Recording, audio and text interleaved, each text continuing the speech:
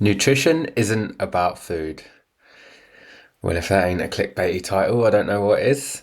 Um, I'm probably gonna have to elaborate a little bit on that today, ain't I? So this is obviously another episode of the Peak Nutrition Podcast, and I just wanted to run through something that I think is really important, and I guess is the basis for so much of what I do day to day, working with my clients and just my philosophy in general. And I just find that even though I work in nutrition, I actually spend very little time talking about food. And it's not to say that food is important. Obviously, it is. That is the direct thing that drives whatever results we're after, whether it's you're trying to lose weight, so eat a little bit less, whether it's trying to fuel your performance in your sport. Obviously, food is what matters for that. However, in my opinion, food isn't the reason why you're stuck. So if you are struggling with something, I actually don't believe it's necessarily about the food. And I think, especially with social media, all you see is things like high protein recipes, little food swaps, fucking chucking cottage cheese and everything. And again, this can have a time and a place and can help a tiny bit, but you're not addressing the root cause of the issue. So saving another overnight oat recipe, sorry, just ain't gonna crack it, I don't think.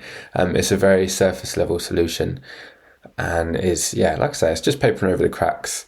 And I feel like if it's all that you're doing, if you're just focusing on that layer, then I think you're gonna constantly come unstuck whenever you get faced with the situations that are tripping you up. Because from my experience, working with people, chatting to people, obviously I'm a bit one-dimensional in my life, so nutrition ends up being most of my conversations.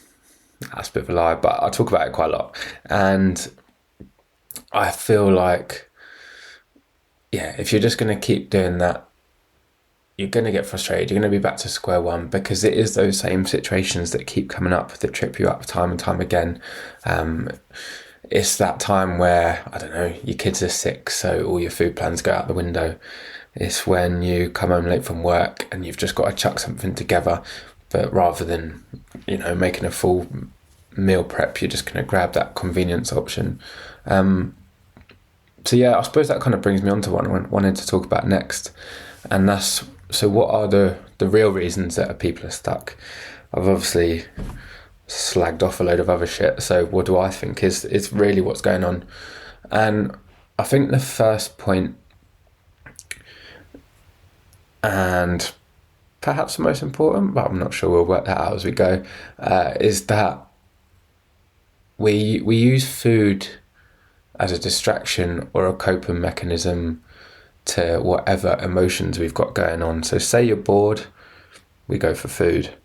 If we're stressed or anxious, rather than trying to sit with that emotion, work it out and find a productive coping mechanism, we just grab a bar of chocolate because then we can just feel comfortable with that. We know that gives us a little dopamine boost, and then we don't necessarily have to deal with the situation that we're in.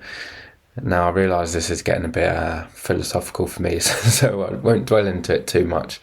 But it's that whole emotional eating side of things where we do use food to help us cope with certain situations, rather than trying to deal with that or find a better coping mechanism. Which, if you are someone, I don't know, that is trying to lose weight or get a bit more healthy with your eating habits, then clearly that is going to be problematic. So we could do with finding better coping mechanisms, whether that is, going for a walk, journaling, all that kind of stuff. Now, that's not really my speciality. And often when people do experience severe emotional eating, that is when I have passed them on into, pass them into seeing like a psychologist or a therapist, because that really helps you get to the bottom of why you're distracting yourself with food, if that makes sense. Yeah, that's really escalated today. So the next one is also important, but probably a little bit less deep, and that's for decision fatigue. I feel like we are so busy these days. Work asks more and more of you. you've probably got changing life circumstances with kids and all sorts of stuff going on. And then obviously with our phones, we keep ourselves busy, always answering emails. So then by the end of the day, when you do get home, the last thing you want to do is decide what you're going to have for dinner.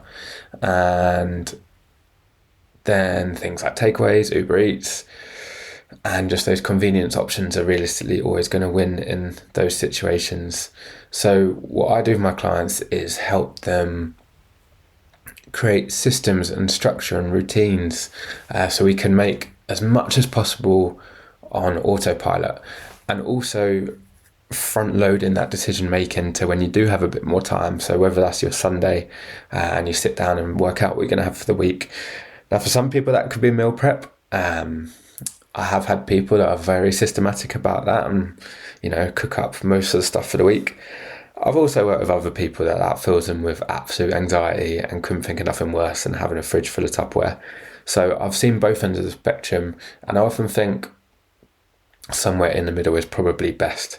Could you knock up a couple of meals and then maybe have another cook up later in the week? But just finding a system that works for you. And yeah, so much of what I do in the Peak Pathway is just helping people get organised.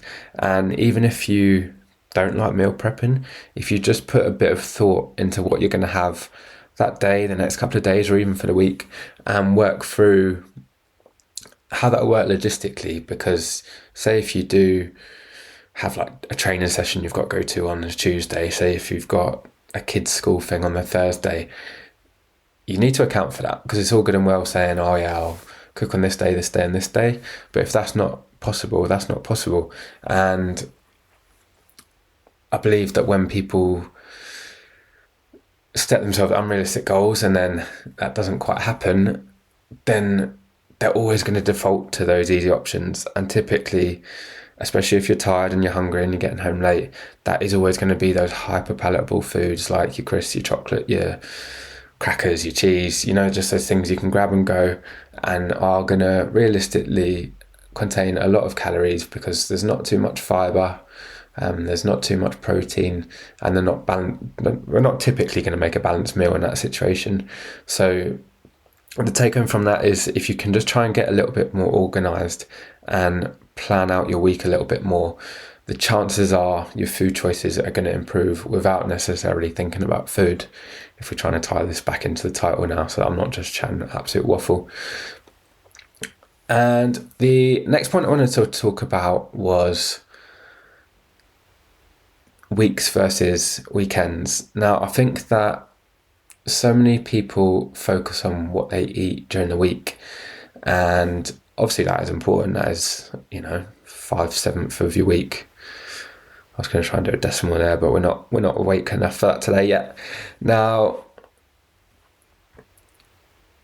the issue with that is that when you kind of like restrict yourself all week, it often tends to lead to that weekend blowout.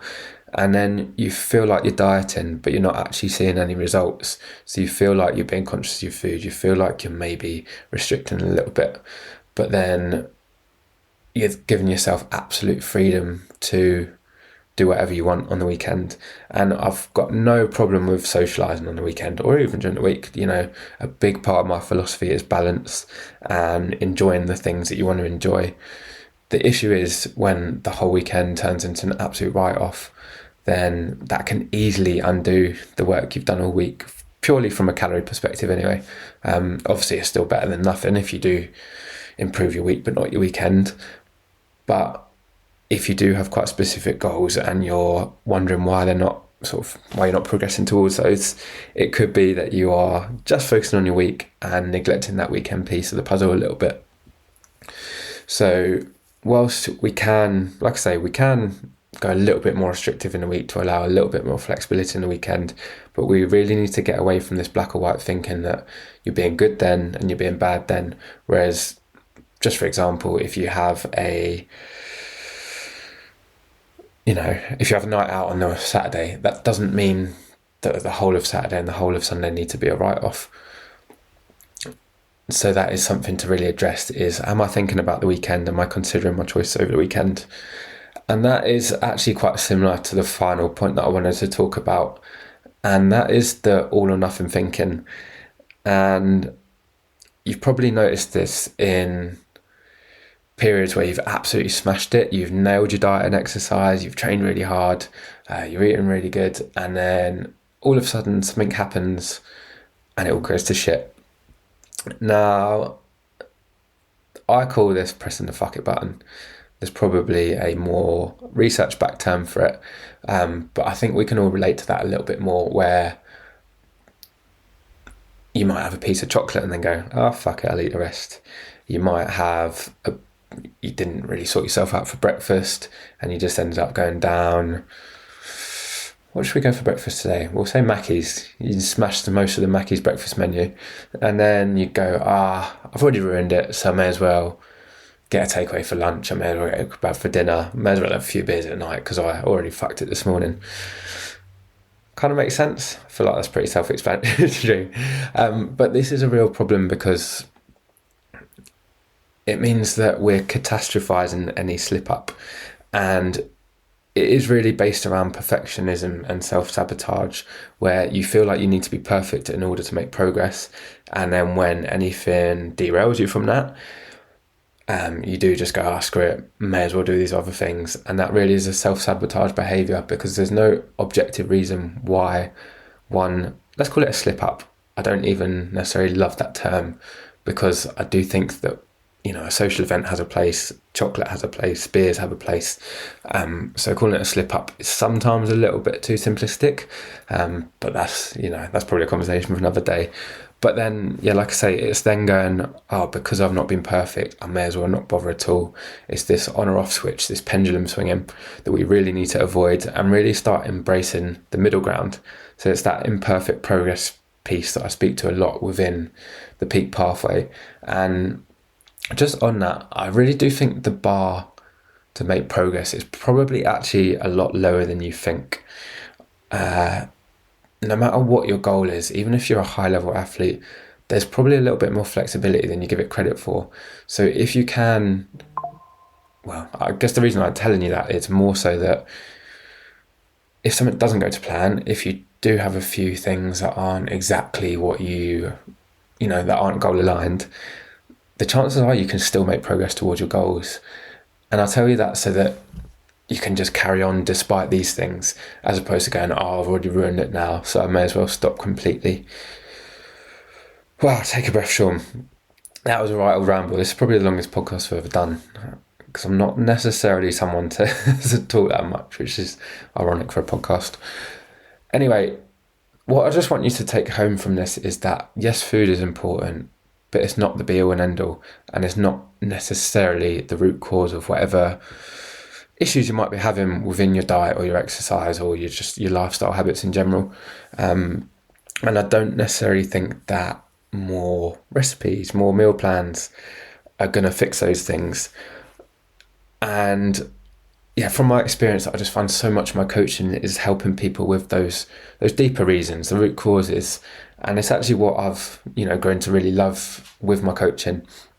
I like helping people diagnose the why, not just the what. So what triggers are there? Why did these situations crop up? What dynamics were going on within that? I really enjoy helping people work through that, and then building the systems and the structure to make willpower less of an issue. So like that point I mentioned around doing a bit of planning around the typical situations that trip you up, so that you're not making those impulsive decisions. If we can, like I said, front load a lot of your decision making for when you do have a bit of time, to take the stress away from later in the week or the days when you are really flat out, to reduce the likelihood that you're just going to go for those impulsive convenience options. And then, really working through that all or nothing piece. Now, it's probably what I've ended up doing most with my coaching, because I feel like it encapsulates so much of my approach to nutrition is, promoting that balance, and including, social events, takeaways, meals out within the context of an overall healthy diet, and getting away from this idea that if you do anything that quote unquote is unhealthy, it doesn't have to stop everything. That doesn't stop progress. So that's kind of that's all I really wanted to say on this kind of stuff today. So I just want to leave you with, food is important, but it's not necessarily the root cause. And on that bombshell, I'll leave you to it, and I'll speak to you soon.